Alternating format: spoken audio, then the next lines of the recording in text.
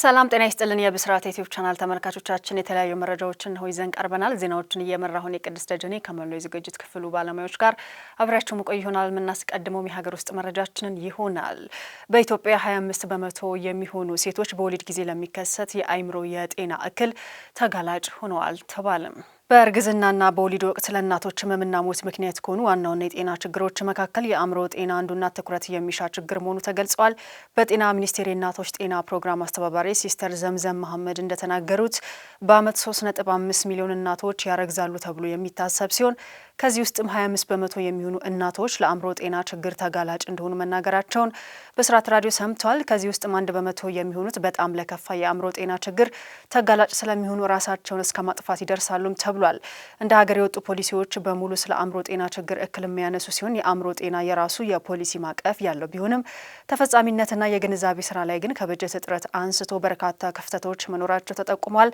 ከእርግዝና በፊት፣ በእርግዝና ወቅት፣ በወሊድ ወቅትና ከወሊድ በኋላ የአእምሮ ጤና እክል ሊፈጠር እንደሚችል የገለጹ ሲስተር ዘምዘም ማህበረሰቡ ቀድሞ ሕክምና የሚያገኝበትን መንገድ መፈለግ፣ የጤና ባለሙያዎችን ማናገርና ከጤና ሚኒስቴር የሚሰጡ መረጃዎችን ማግኘት አስፈላጊ መሆኑን ተናግረዋል። ጤና ሚኒስቴር ለማህበረሰቡ፣ ለጤና ባለሙያው፣ ለውሳኔ ሰጪ አካል በአእምሮ ጤና ዙሪያ ሰፊ የግንዛቤ ማስጨበጫ ስራንም እያከናወነ መሆኑ ተገልጿል።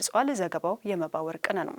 በፍርድ ቤት ክርክር ተሸነፍኩኝ በማለት 5 ሰዎችን በማስተባበር 2 የግድያ፣ የአካል ማጉደልና የዘረፋ ወንጀል የፈጸመው ግለሰብ በእስራት ተቀጣ።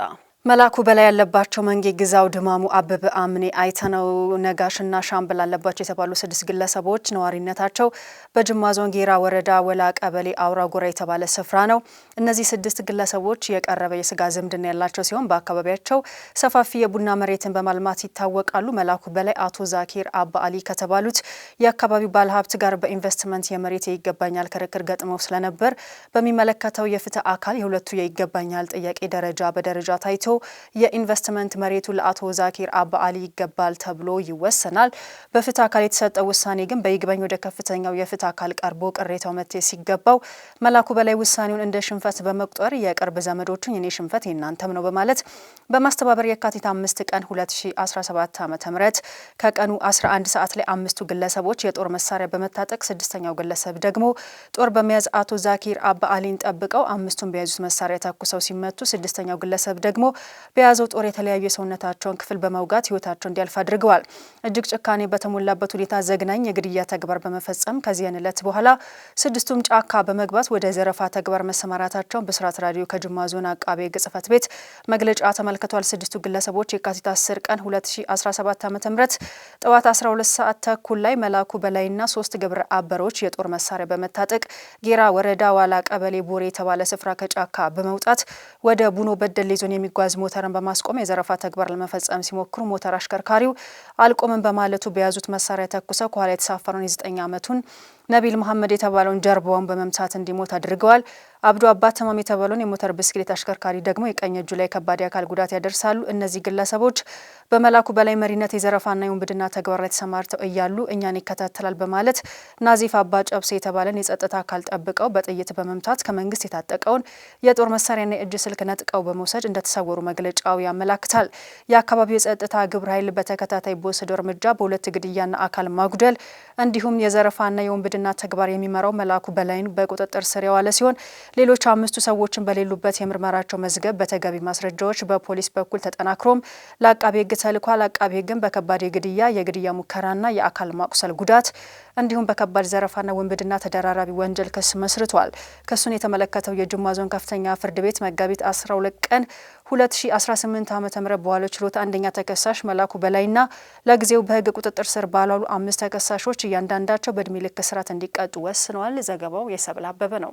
አሁን ደግሞ ከውጭ ወደ ያዝናቸው መረጃዎቻችን አልፈናል። የኢራን አብዮታዊ ዘብ የባህር ኃይል አዛዥ መገደላቸውን ቴህራን አረጋግጣለች። የኢራን አብዮታዊ ጠባቂ ጓድ የባህር ኃይል አዛዥ የሆኑትን አሊ ሬዛ ታንግስሪን መገደሉን በይፋ ቴህራን ያመነች ሲሆን ከ4 ቀናት በፊት እስራኤል የባህር ኃይል አዛዡ መግደሏን አስታውቃ ነበር። የኢራን አብዮታዊ ጠባቂ ጓድ ተባባሪም የዜና ወኪል ታስኒም ባወጣው መግለጫ እንዳስታወቀው ታንግስሪ ኃይሎችን እያደራጀና የደሴቶችን የባህር ዳርቻዎችን የመከላከያ ጋሻ እያጠናከረ ባሉበት ወቅት በደረሰበት ከባድ እንደሞተ ይፋ አድርጓል። መግለጫው አክሎም የባህር ኃይል በቅርብ ቀናት አዛዡ ታንግስሪ በሌሉበት ቢሆንም በሆርሙዝ የባህር ዳርቻ ላይ ወሳኝ ቁጥጥርም አድርጓል ብሏል።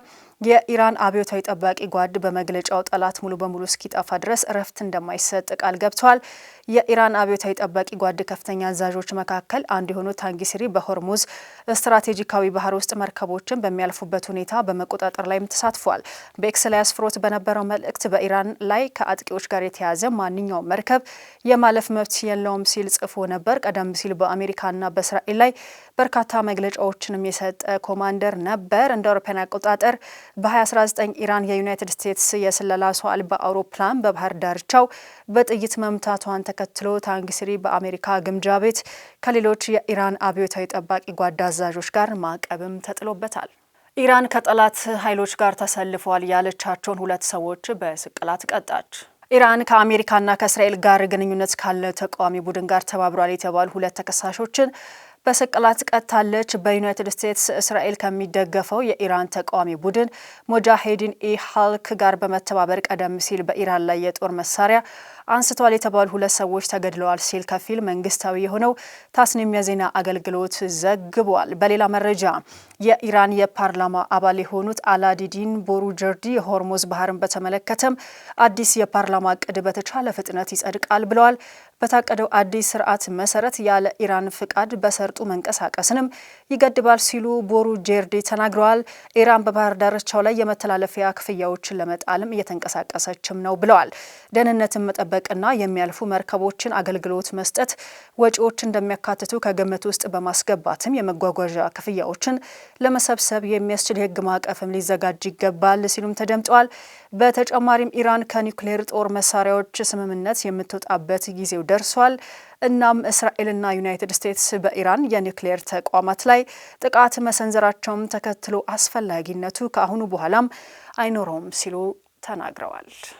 ተመልካቾቻችን ለሰዓቱ የያዝናቸው መረጃዎቻችን እነዚህን ይመስሉ ነበር። ስለተከታተላችሁ እናመሰግናለን። በያላችሁበት ሰላም